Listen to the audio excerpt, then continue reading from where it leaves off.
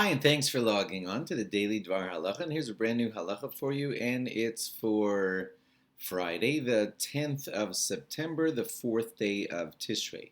First of all, I want to remind you that this is the special Shabbos coming up called Shabbos Shuvah. It's named Shabbos Shuvah because of the word Shuvah that's mentioned in the special Haftorah, which talks about everybody repenting, of course. Some people also refer to it as the Shabbos, not Shabbos Shuvah, but the Shabbos of Teshuvah. Either way, you have to, of course, want to spend the day of the Shabbos between Rosh Hashanah and Yom Kippur, fully involved in repentance. Make sure that it's a very, very meaningful Shabbos. It's in some ways the perfection of all the Shabboses that you had throughout the entire year. So, of course, you want to get it right on this Shabbos Shuvah. Your rabbi will probably give a very big special Shabbos Shuvah drasha, a special speech about Shuvah. Make sure to attend that, and hopefully it'll put you in the right frame of mind for Yom Kippur.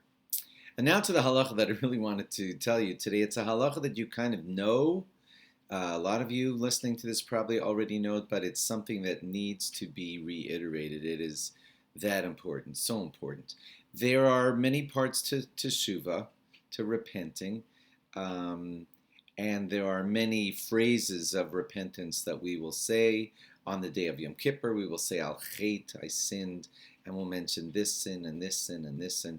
One of the parts of Teshuvah is just uttering it, saying it. And that's why we will be so focused on the Al Chet's throughout Yom Kippur. You'd also have to resolve to never do the sin again. You also have to regret doing the sin. But I want to get to this important point. If it is, God forbid, a sin between you and a fellow Jew, you can say Al Chet, you should say Al Chet for sinning against a fellow Jew, but you probably can tell where I'm going now.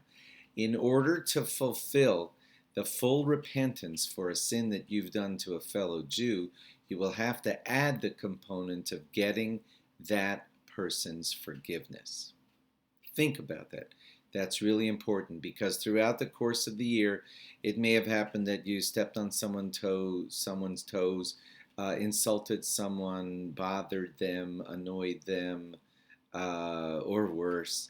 So if anything like that caused them a loss of money or anything like that, if anything like that went on, you have to make certain, this is so important, maybe it's well known, but you and I all need reminders of this. You must get forgiveness from anybody that you wronged throughout the year. Otherwise, all the banging of Al Chet will not fully erase that sin until you get forgiveness from the person that you wronged.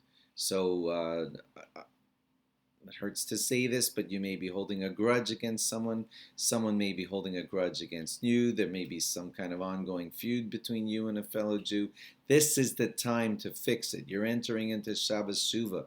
Do your introspection and think about this. I've got to end that crazy thing that's going on between me and him. He and I, however you say that grammatically, we've been feuding, we've been not talking to each other. Fix it. Fix it, because you've got to get forgiveness from a fellow Jew, or else you're not fully cleansed as Yom Kippur passes over you. You've got, repeating myself here, you've got to get forgiveness from any Jew that you wronged. Make certain to do that. Figure out a meaningful way. I've tried in the past. I've said it to him. He refused to. So think about it. Figure it out. Get better at it. Ask him for forgiveness. Figure out a new way to ask him for forgiveness. End all of your feuds and give forgiveness to anyone who asks it to you. These are important things that I needed to say to you as we enter into Shabbos Shuvah and as we draw close to the great day, the day of Yom Kippur, the day of repentance. Thanks for logging on, and log on again after Shabbos for more. Bye-bye.